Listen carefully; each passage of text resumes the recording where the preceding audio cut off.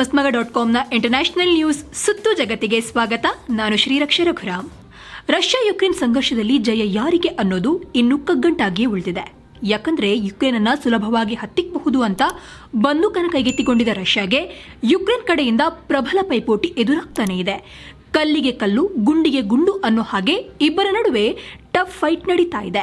ಜಾಗತಿಕ ರಾಷ್ಟ್ರಗಳ ಕಣ್ಣಿಗೆ ರಷ್ಯಾ ಯುದ್ಧದಲ್ಲಿ ಸೋಲುತ್ತೆ ಅಂತ ಅಮೆರಿಕ ಅಬ್ಬರದ ಪ್ರಚಾರವನ್ನ ಮಾಡ್ತಾ ಇರುವಂತಹ ಹೊತ್ತಲ್ಲೇ ಯುಕ್ರೇನ್ ನೆಲದಲ್ಲಿ ತನ್ನ ಸೇನೆ ಅಂದುಕೊಂಡ ರೀತಿಯಲ್ಲಿ ಹೋಗ್ತಾ ಇಲ್ಲ ಅಂತ ಇತ್ತೀಚೆಗಷ್ಟೇ ರಷ್ಯಾ ಸೇನೆಯ ಕಮಾಂಡರ್ಗಳನ್ನ ಪುಟಿನ್ ಅಧಿಕಾರದಿಂದಲೇ ವಜಾಗೊಳಿಸಿದ್ರು ಅನ್ನೋ ವರದಿಗಳು ಕೇಳಿ ಬರ್ತಾ ಇತ್ತು.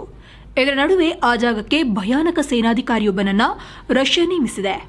ಆತ ಬೇರೆ ಯಾರೂ ಅಲ್ಲ, ಅಂದ್ರೆ ಸಿರಿಯಾದ ಕಟುಕ ಅಂತ ಹೆಸರು ಪಡೆದ, ಸಿರಿಯಾದಲ್ಲಿ ನೆತ್ತರ ಹೊಳೆಯನ್ನೇ ಹರಿಸಿದ ಅಲೆಕ್ಸಾಂಡರ್ ಡೋರ್ನಿಕೋವ್.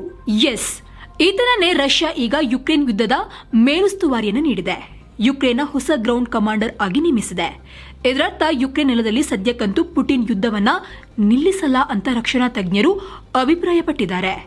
ಅಂದಹಾಗೆ ಈ ಅಲೆಕ್ಸಾಂಡರ್ ಡೋರ್ನಿಕೋವ್ರ ಹಿನ್ನೆಲೆಯನ್ನು ನೋಡೋದಾದ್ರೆ, ಈತ 1990ರಲ್ಲೇ ರಷ್ಯಾದ ಚೆಚನ್ಯಾ ಬಂಡುಕೋರರ ವಿರುದ್ಧದ ಹೋರಾಟದಲ್ಲಿ ಪ್ರಮುಖ ಪಾತ್ರವನ್ನು ವಹಿಸಿದ್ದ. ಸಿರಿಯಾ ಗಲಭೆಯ ಸಮಯದಲ್ಲಿ ರಷ್ಯಾ ಪರ ಕಮಾಂಡರ್ ಆಗಿ ಕೆಲಸವನ್ನ ಮಾಡಿ ಜಯವನ್ನು ತಂದುಕೊಟ್ಟಿದ್ದ. ಅಲ್ಲದೆ ಸಿರಿಯಾದೊಳಗೆ ಮಕ್ಕಳು, ವೃದ್ಧರು ಅನ್ನದೇ ನಾಗರಿಕರನ್ನ ನಿರ್ದಯವಾಗಿ ಹತ್ಯೆ ಮಾಡಿದ್ದ ಅನ್ನೋ ಆರೋಪಗಳು ಈತನ ಮೇಲಿವೆ. ಮಿಲಿಟರಿ ಕಾರ್ಯಾಚರಣೆಯ ವೇಳೆ ಅಸಾಮಾನ್ಯವಾಗಿ ಹೋರಾಡಿದ ಈತನಿಗೆ ರಷ್ಯಾದ ಹೀರೋ ಅನ್ನೋ ಬಿರುದು ಕೂಡ ಇದೆ. ಪ್ರಸ್ತುತ 2014ರಲ್ಲಿ ಯುಕ್ರೇನ್ನಿಂದ ಕಿತ್ತುಕೊಂಡ ಕ್ರೈಮಿಯಾ ಸೇರಿದಂತೆ ರಷ್ಯಾದ ಹಲವು ಭಾಗದ ಸೇನಾ ಉಸ್ತುವಾರಿಯನ್ನು ನೋಡಿಕೊಳ್ತಾ ಇದ್ದು, ಈಗ ಪುಟಿನ್ ಈತನಿಗೆ ಯುಕ್ರೇನ್ ಯುದ್ಧದ ಜವಾಬ್ದಾರಿಯನ್ನು ನೀಡಿದ್ದಾರೆ ಅಂತ ವರದಿಯಾಗಿದೆ. ಯುಕ್ರೇನ್ ರಷ್ಯಾ ಯುದ್ಧದಿಂದಾಗಿ ಅವೆರಡು ದೇಶಗಳ ಆರ್ಥಿಕತೆ ಹಳ್ಳ ಹಿಡಿಯೋದು ಮಾತ್ರವಲ್ಲದೆ ಆ ಭಾಗದಲ್ಲಿರುವಂತಹ ಉಳಿದ ದೇಶಗಳ ಆರ್ಥಿಕತೆ ಕೂಡ ಈ ವರ್ಷ ಕುಸಿತವನ್ನ ಕಾಣಲಿದೆ ಅಂತ ವಿಶ್ವ ಬ್ಯಾಂಕ್ ಹೇಳಿದೆ. ಯುದ್ಧದಿಂದಾಗಿ ಯುಕ್ರೇನ್ ಆರ್ಥಿಕತೆ ಬರೋಬ್ಬರಿ 45.1% ಕೊಲ್ಯಾಪ್ಸ್ ಆಗಲಿದೆಯಂತೆ. ಈ ಹಿಂದೆ IMF 35% ಅಂತ ಅಂದಾಜಿಸಿತ್ತು. ಅದಕ್ಕಿಂತ 10% ಹೆಚ್ಚೇ ಕುಸಿಯಲಿದೆ ಅಂತ ವಿಶ್ವ ಬ್ಯಾಂಕ್ ಅಂದಾಜಿಸಿದೆ.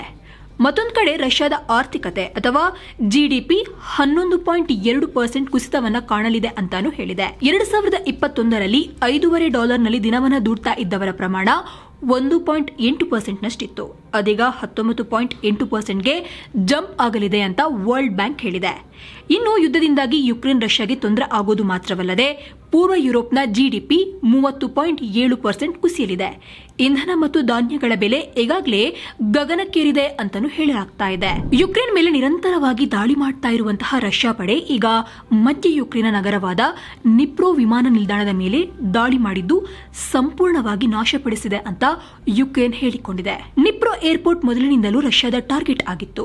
ನಿನ್ನೆಯ ದಾಳಿಯಿಂದ ಏರ್ಪೋರ್ಟ್ ಸಂಪೂರ್ಣವಾಗಿ ನಾಶವಾಗಿದೆ ಅಂತ ಅಲ್ಲಿನ ಅಧಿಕಾರಿಗಳು ಹೇಳಿದ್ದಾರೆ. ಈ ಮಧ್ಯೆ ಯುಕ್ರೇನ್ನ ಈಶಾನ್ಯ ನಗರಗಳಾದ ಕಾರ್ಕಿವ್ ಮತ್ತು ಮೈಕೋಲೈವ್ ಬಳಿ ಭಾರಿ ಪ್ರಮಾಣದ ಸ್ಫೋಟ ಕೇಳಿ ಬಂದಿದೆ ಅಂತ ಯುಕ್ರೇನ್ ಮಾಧ್ಯಮಗಳು ವರದಿ ಮಾಡಿವೆ. ಕಾರ್ಕಿವ್ನಲ್ಲಿ ನಡೆದ ಶೆಲ್ಲಿಂಗ್ನಿಂದ 2 ಮೃತಪಟ್ಟಿದ್ದಾರೆ ಅಂತ ಕೂಡ ಅಲ್ಲಿನ ಗವರ್ನರ್ ಹೇಳಿದ್ದಾರೆ. ಕಿಯೋವ್ ಪ್ರದೇಶದಲ್ಲಿ 1200 ಮೃತದೇಹಗಳು ಪತ್ತೆಯಾಗಿದೆ ಅಂತ ಯುಕ್ರೇನ್ ಭಾನುವಾರ ಹೇಳಿದೆ.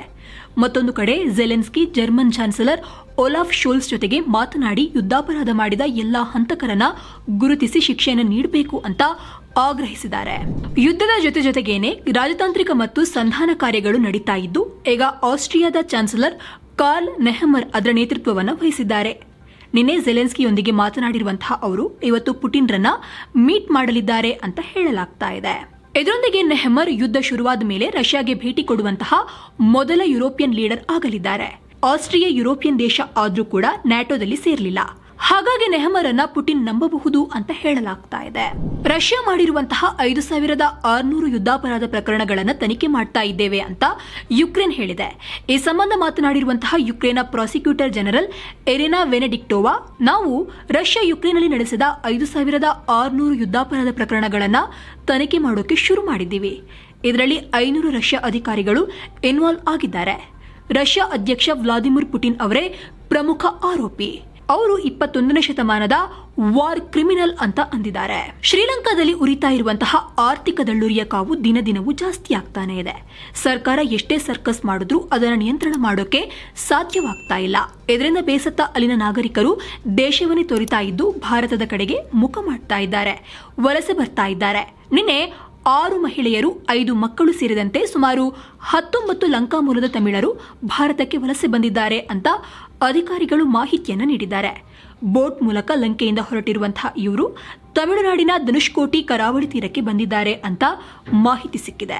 ದೇಶದಲ್ಲಿ ಆರ್ಥಿಕ ಮುಗ್ಗಟ್ಟು ಉಂಟಾಗಿದ್ರೂ ಕೂಡ ಲಂಕಾದ ದಿನಪತ್ರಿಕೆಗಳು ತಮ್ಮ ಕರ್ತವ್ಯವನ್ನ ಬಿಡ್ತಾ ಇಲ್ಲ. ವಿದೇಶಿ ವಿನಿಮಯದ ಕೊರತೆ ಮಾಧ್ಯಮ ಸಂಸ್ಥೆಗಳ ಮೇಲೂ, ಅದರಲ್ಲೂ ಕಾಗದವನ್ನ ಆಮದು ಮಾಡಿಕೊಳ್ಳೋ ಪ್ರಿಂಟ್ ಮೀಡಿಯಾ ಮೇಲೆ ಹೆಚ್ಚಿನ ಪರಿಣಾಮ ಬೀರಿದೆ. ಆದರೂ ಕೂಡ ಕೆಲ ಪತ್ರಿಕೆಗಳು ರೆಗ್ಯುಲರ್ ಇದ್ದ ಪುಟ ಸಂಖ್ಯೆಗಳನ್ನು ಕಡಿಮೆ ಮಾಡಿ, ಬೇರೆ ಬೇರೆ ಆವೃತ್ತಿಗಳನ್ನು ಕಡಿಮೆ ಮಾಡಿ ಪತ್ರಿಕೆಯನ್ನು ನಡೆಸ್ತಾ ಇದ್ದಾವೆ. ಒಂದು ಪತ್ರಿಕೆಯಂತೂ ರವಿವಾರದ ಪತ್ರಿಕೆ ಇರಲಿ ಅಂತ ಶನಿವಾರದ ಪ್ರಕಟಣೆಯನ್ನೇ ನಿಲ್ಲಿಸಿದೆ. ದೇಶವನ್ನ ಆರ್ಥಿಕ ದುಸ್ಥಿತಿಗೆ ತಳ್ಳಿರುವಂತಹ ಗೋಟಾಬಯ ಸರ್ಕಾರದ ವಿರುದ್ಧ ಕಿಡಿಕಾರಿರುವಂತಹ ಲಂಕಾದ ಮಾಜಿ ಪ್ರಧಾನಿ ರನಿಲ್ ವಿಕ್ರಮಸಿಂಘೆ ಸರ್ಕಾರದ ಅಸಮರ್ಥನೆ ಇದಕ್ಕೆಲ್ಲ ಕಾರಣ ಅಂತ ಹೇಳಿದ್ದಾರೆ. ನಮ್ಮ ಸರ್ಕಾರ ಇದ್ದಾಗ ಆರ್ಥಿಕ ಬಿಕ್ಕಟ್ಟು ಇರಲಿಲ್ಲ. ಈ ಸರ್ಕಾರಕ್ಕೆ IMF ಬಳಿ ಹೋಗಿ ಅಡ್ವೈಸ್ ಕೇಳಿ ಅಂತ ಸೆಂಟ್ರಲ್ ಬ್ಯಾಂಕ್ ಹೇಳಿದಾಗ ಹೋಗ್ಲಿಲ್ಲ. ಈಗ ಹೋಗ್ತಾ ಇದ್ದಾರೆ. ಆದ್ರೆ ಇದು ತುಂಬಾ ಲೇಟ್ ಆಯ್ತು. ಭಾರತ ಸಾಲವಾಗಿ ಕೊಡ್ತಾ ಇರುವಂತಹ ತೈಲ ಮೇ 2ನೇ ವಾರದವರೆಗೆ ಮಾತ್ರ ಬರುತ್ತೆ ಅಂತ ಅಂದಿದ್ದಾರೆ. ಲಂಕಾದ ಆರ್ಥಿಕ ಬಿಕ್ಕಟ್ಟಿನ ಮಧ್ಯೆಯೂ ಹೊಸದಾಗಿ ನೇಮಕಗೊಂಡಿರುವಂತಹ ಅಲ್ಲಿನ ಸೆಂಟ್ರಲ್ ಬ್ಯಾಂಕ್ನ ಗವರ್ನರ್ ನಂದಲಾಲ್ ವೀರ್ ಸಿಂಗ್ ಬಿಕ್ಕಟ್ಟಿನಿಂದ ಹೊರಬರುವ ಬಗ್ಗೆ ವಿಶ್ವಾಸವನ್ನು ವ್ಯಕ್ತಪಡಿಸಿದ್ದಾರೆ. ಜೊತೆಗೆ ಆರ್ಥಿಕ ಬಿಕ್ಕಟ್ಟಿನಿಂದ ಹೊರಬರೋಕೆ ಸೆಂಟ್ರಲ್ ಬ್ಯಾಂಕ್ಗೆ ಸ್ವತಂತ್ರವಾಗಿ ಕಾರ್ಯನಿರ್ವಹಿಸೋಕೆ ಬಿಟ್ಬಿಡ್ಬೇಕು ಅಂತ ಹೇಳಿದ್ದಾರೆ. ಇದಕ್ಕೆ ಶ್ರೀಲಂಕಾ ಅಧ್ಯಕ್ಷ ಗೋಟಬಾಯ ಕೂಡ ಸಾಥ್ ನೀಡಿದ್ದು ದೇಶವನ್ನು ಬಿಕ್ಕಟ್ಟಿನಿಂದ ಹೊರತರೋಕೆ ಬೇಕಾದ ತ್ವರಿತ ಕ್ರಮಗಳನ್ನು ಜಾರಿಗೊಳಿಸಿ ಅಂತ ಅಂದಿದ್ದಾರೆ. ಏಪ್ರಿಲ್ 10 ಅಂದ್ರೆ ನಿನ್ನೆಗೆ ಕಿಮ್ ಜಾಂಗ್ ಉನ್ ಉತ್ತರ ಕೊರಿಯಾದ ಅಧ್ಯಕ್ಷರಾಗಿ 10 ವರ್ಷ ಕಳೆದಿದ್ದು ಇಡೀ ದೇಶ ಕಿಮ್ನ ನಾಯಕತ್ವವನ್ನು ಕೊಂಡಾಡಿದೆ. ಇಡೀ ದೇಶ ಕೊಂಡಾಡದೇ ಇದ್ರೂ ಕೂಡ ಆ ರೀತಿ ಬಿಂಬಿಸುವ ಪ್ರಯತ್ನ ಅಂತೂ ಆಗಿದೆ.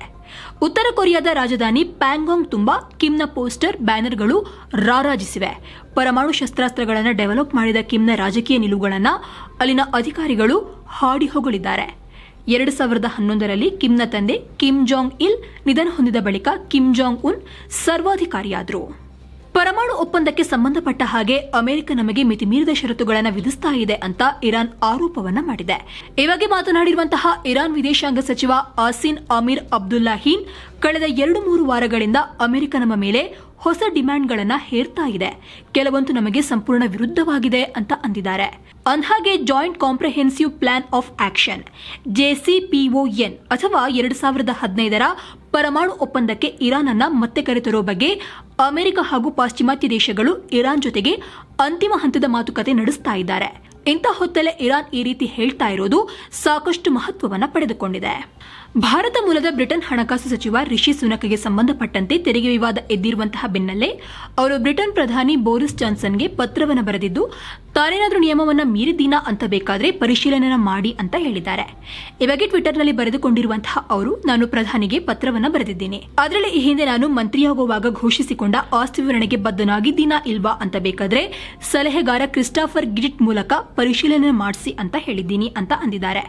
ಕಳೆದ ವರ್ಷ ಬ್ರಿಟನ್ ಪ್ರಧಾನಿ ಬೋರಿಸ್ ಜಾನ್ಸನ್ ಮೇಲೆ ಇದೇ ರೀತಿ ಆರೋಪಗಳು ಬಂದಾಗ ಕ್ರಿಸ್ಟಾಫರ್ ಗ್ರಿಟ್ ತನಿಖೆಯನ್ನು ನಡೆಸಿದ್ರು. ತನ್ನ 2 ವರ್ಷದ ಮಗಳ ಕೊಲೆ ಪ್ರಕರಣದಲ್ಲಿ ಮರಣದಂಡನೆ ಶಿಕ್ಷೆಗೆ ಒಳಗಾಗಿರುವಂತಹ ಅಮೆರಿಕದ ಮೆಲಿಸಾ ಲುಸಿಯೋ ಅನ್ನೋ ಮಹಿಳೆಗೆ ಜಗತ್ತಿನ ವಿವಿಧ ಕಡೆಗಳಿಂದ ಬೆಂಬಲ ಸಿಕ್ಕಿದೆ. ಇದು 2007ರ ಪ್ರಕರಣ. ಮೆಲಿಸಾ ಲುಸಿಯಾಳ 2 ವರ್ಷದ ಹೆಣ್ಣು ಮಗು ಮೆಟ್ಟಿಲಿಂದ ಬಿದ್ದು ಮೃತಪಟ್ಟಿದ್ಲು. ಈ ಪ್ರಕರಣದಲ್ಲಿ ತಾಯಿಯ ಮೇಲೆ ಪೊಲೀಸರಿಗೆ ಅನುಮಾನ ಬಂದು ವಿಚಾರಣೆಯನ್ನು ನಡೆಸಿದ್ರು. ಆರಂಭದಲ್ಲಿ ತನ್ನ ಮೇಲಿನ ಆರೋಪಗಳನ್ನು 100ಕ್ಕೂ ಹೆಚ್ಚು ಬಾರಿ ನಿರಾಕರಿಸಿದ ಮೆಲಿಸಾ ಲುಸಿಯೋ ಬಳಿಕ ತಾನೇ ಕೊಲೆ ಮಾಡಿದ್ದು ಅಂತ ತಪ್ಪೊಪ್ಪಿಕೊಂಡಿದ್ಲು. ತಕ್ಷಣ ಪೊಲೀಸರು ಈಕೆಯನ್ನ ಅರೆಸ್ಟ್ ಮಾಡಿ ಜೈಲಿಗೆ ಹಾಕಿದ್ರು. ಆಗ ಆಕೆಯ ಹೊಟ್ಟೆಯಲ್ಲಿ ಅವಳಿ ಜವಳಿ ಮಕ್ಕಳಿದ್ವು. ಒಟ್ಟು 14 ಮಕ್ಕಳ ತಾಯಿಯಾಗಿದ್ಲು ಮೆಲಿಸಾ ಲುಸಿಯೋ.